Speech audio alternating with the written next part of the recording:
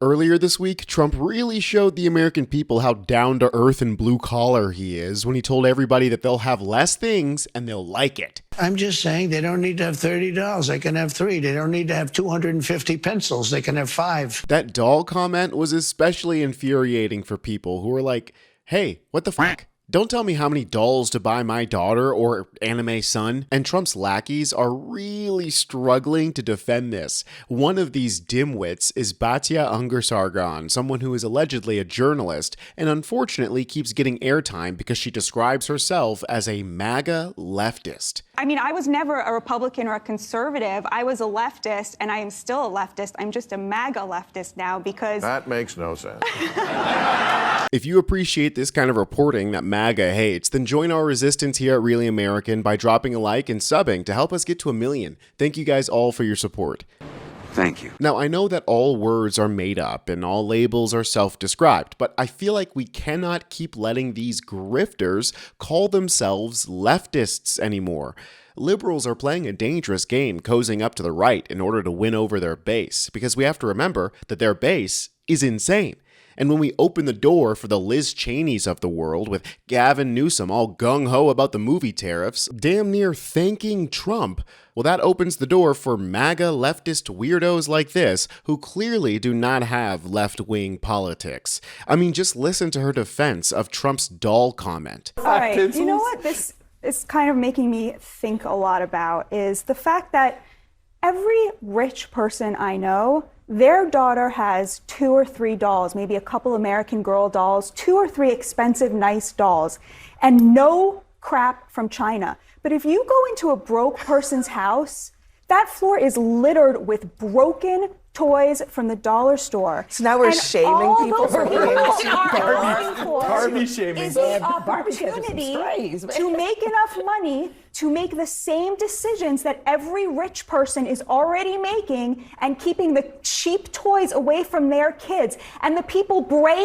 the loudest about this are the people who would never let their kids buy those crappy toys. And it is so offensive to me because when you talk to working class people, they sound just like the president. They would love to be buying high quality stuff for their kids instead of 1,000 cheap things that are going to break immediately because that's what they can afford. That's the worst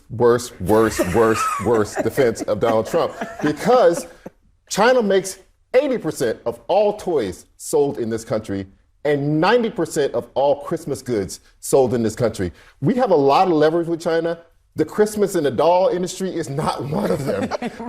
When you start rationing dolls for American people, you're losing the argument. It's giving Scrooge vibes. Is it a good thing that we're so dependent on China for anything? It's not a good thing or bad. But you're passionately arguing for it. What I'm saying is that he's losing the argument because this idea of like, oh, we can buy American girl dolls and all of us will be just so happy. Well, 80% of all toys, Can I offer another look at this, Batya? Hold on a second. Let's think about this like for real. Like people who really don't have a lot of money, here's what they're really thinking. They're not thinking, I want to buy the most expensive doll for my child. They're thinking, I want to buy a doll for my child so that I can also afford food. I can also afford clothes. I can also afford to send them to school. So the idea that the whole thing is about buying more and more expensive goods, that seems to completely miss the point about what's happening in terms of people who are actually struggling in this country. The point is that the reason they can only afford toys from China is because we cannot afford to consume the product of the American worker because of the offshoring of manufacturing. If they were making the toys, they would be able to afford them. This was Fordism. This was the Democrats' idea for 100 years. Okay, sorry. I'm glad the other members of the panel here completely roasted her for her brain-dead and downright offensive take. The way she says the word broke is like she's saying a slur. I mean, completely out of touch with poor people, because it's clear that she's never struggled a day in her life. Her dad is a famous neurosurgeon.